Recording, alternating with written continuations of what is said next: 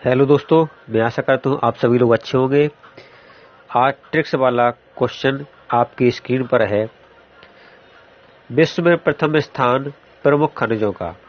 Tricks है, चीन में लॉज है, 100 को और चाचा कत गए भारत। तो इसकी डिटेल आपकी स्क्रीन पर दी हुई है, आप पढ़ सकते हैं।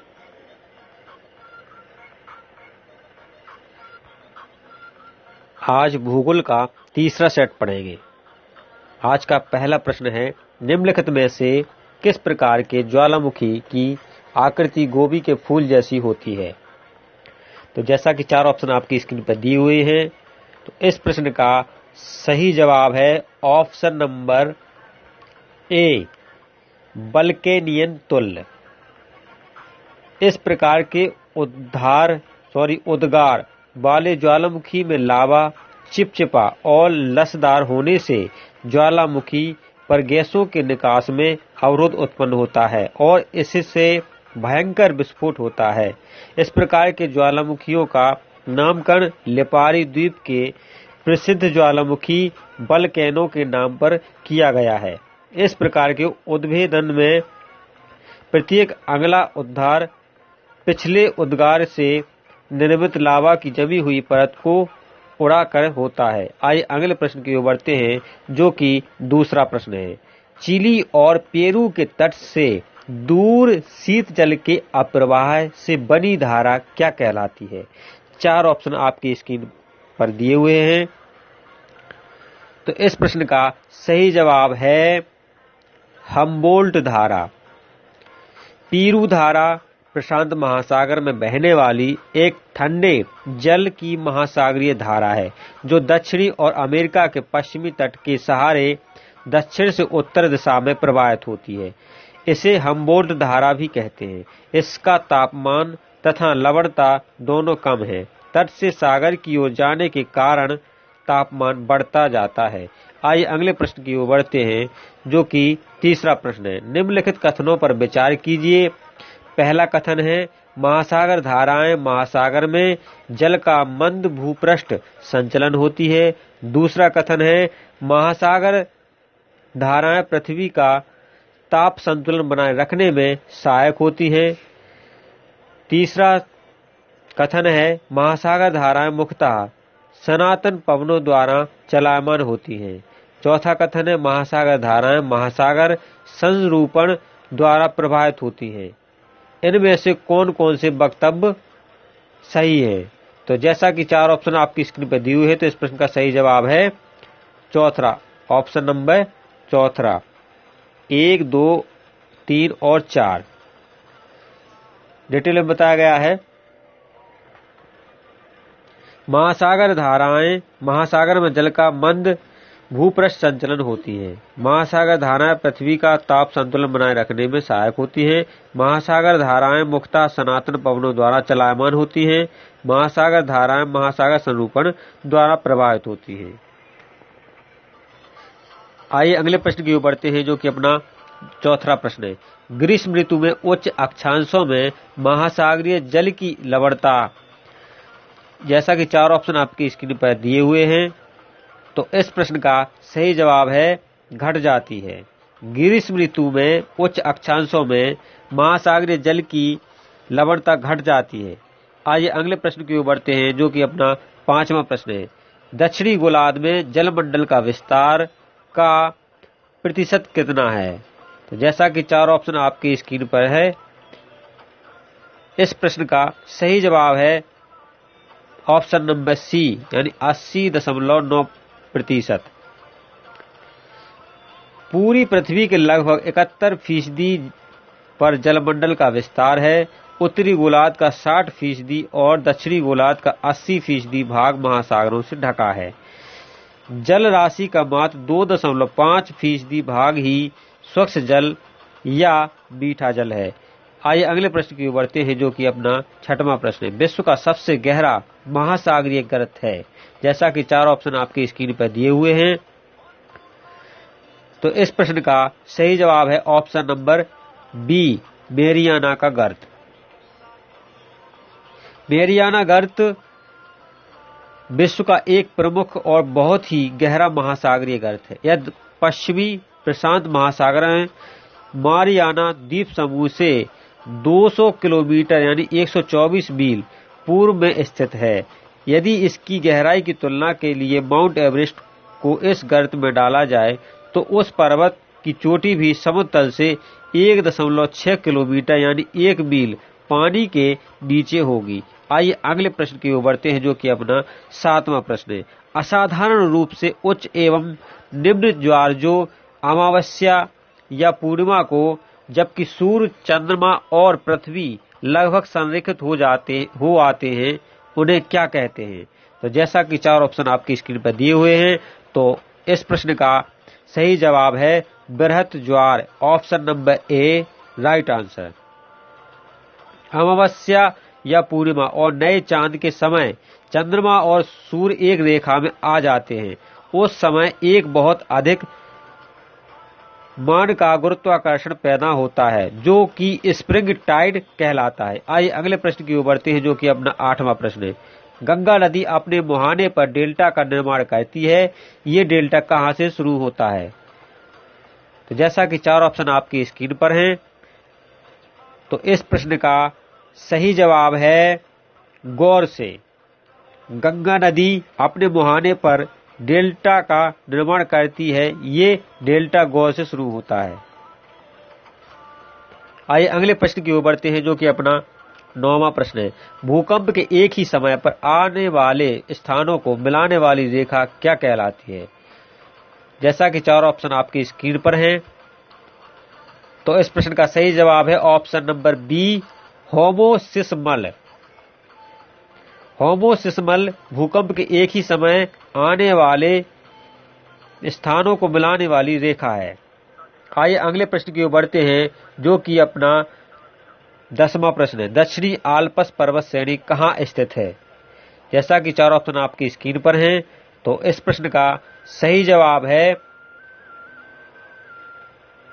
Option number B New Zealand right answer. दक्षिणी एल्पस, साउथर्न एल्पस न्यूजीलैंड के दक्षिण द्वीप के बीच से गुजरने वाली एक पर्वतमाला है। उत्तर दक्षिण दिशा में चलने वाली इस श्रृंखला में न्यूजीलैंड का सबसे ऊंचा पर्वत 3724 मीटर लंबा कुक पर्वत माउंट कुक, जिसे आओक राकी भी कहते हैं, स्थित है। इसके अलावा इसी पर्वतमाला में 16 अन्य 3000 मीटर से ऊंचे शिखर भी मौजूद हैं। इस श्रृंखला में हजारों हिमानियां यानी ग्लेशियर भी हैं।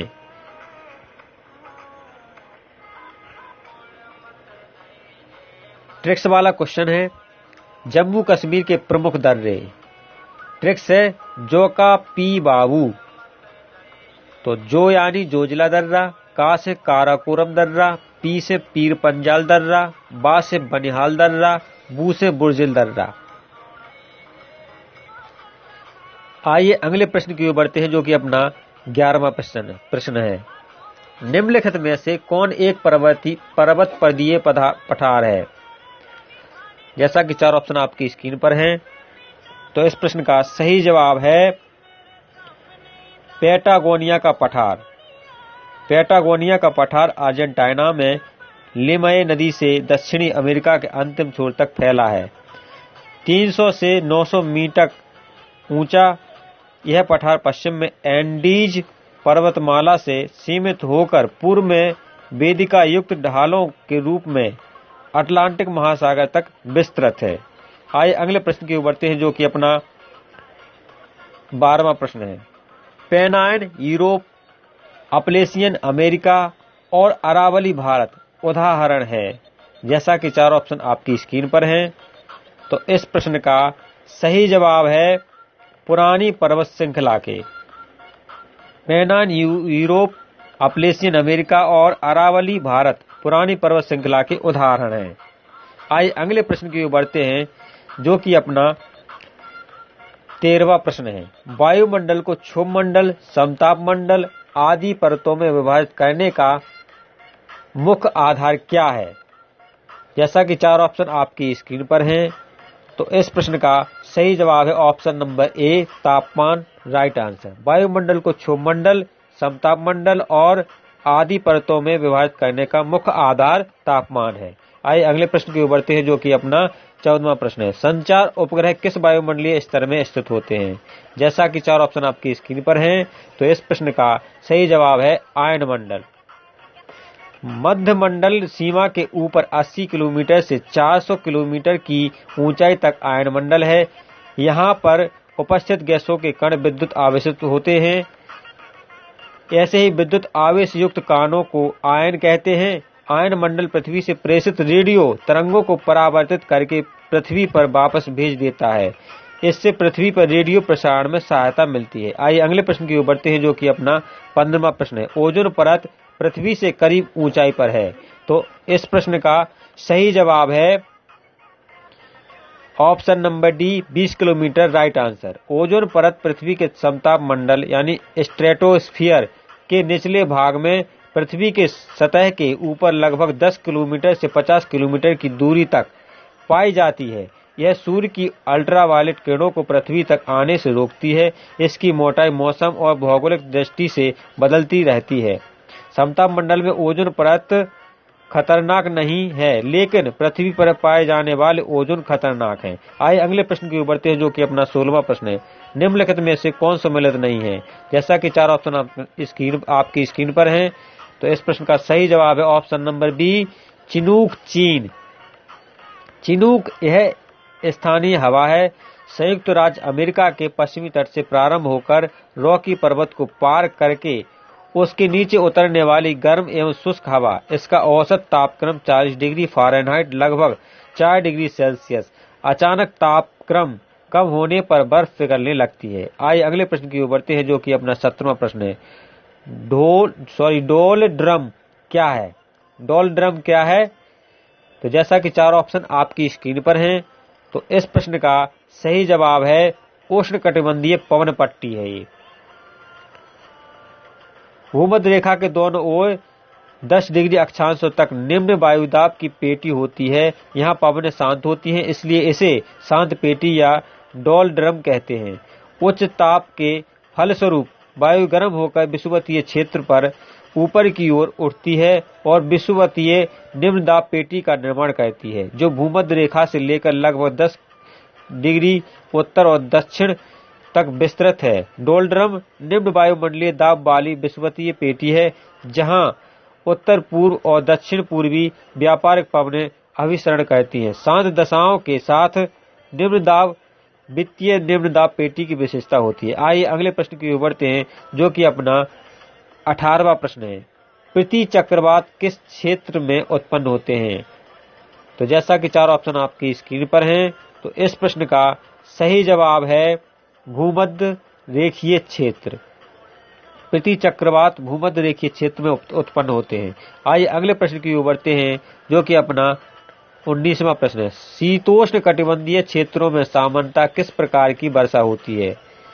जैसा कि 4 ऑप्शन आपकी स्क्रीन पर हैं, तो इस प्रश्न का सही जवाब है चक्रवात। डिटेल आपकी स्क्रीन पर है, आप पढ़ सकते हैं।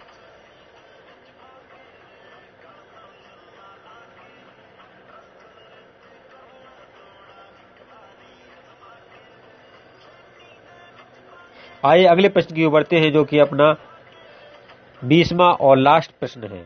अपायदन के सामान्य चक्र में पुनर्यौवन को दर्शाने वाली स्थलाकृति कौन सी है? जैसा कि 4 ऑप्शन आपकी स्क्रीन पर हैं, तो इस प्रश्न का सही जवाब है अधाकर्तित विसर्प। अपायदन के सामान्य चक्र में पुनर्यौवन को दर्शाने वाली स्थलाकृति अधाकर्तित विसर्प है। नदी विसर्पों का बाढ़ मैदानों और डेल्टा मैदानों पर पाया जाना एक सामान्य बात है, क्योंकि यहाँ नदी का ढाल बहुत मंद होता है। कठोर चट्टानों में भी गहरे कटे हुए और विस्तृत विसर्प मिलते हैं। इन विसर्पों को अधाकर्तित विसर्प या गंभीरभूत विसर्प कहा जाता है। आइए दोस्तों, ट्रिक्स का तीसरा क्वेश्चन वीडियो के लास्ट में। विश्व में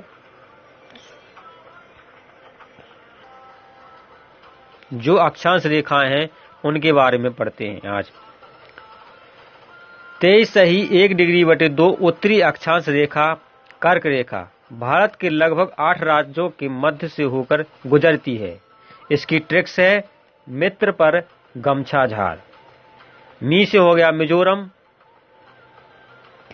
त्रा से हो गया त्रिपुरा, पा से हो गया पश्चिम बंगाल, रा से हो गया राजस्थान, गा से हो गया गुजरात, मां से हो गया मध्य प्रदेश, छा से हो गया छत्तीसगढ़, झा से हो गया झारखंड।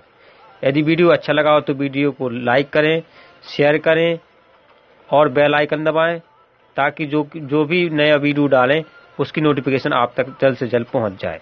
जय हिंद, जय भारत दोस्तों।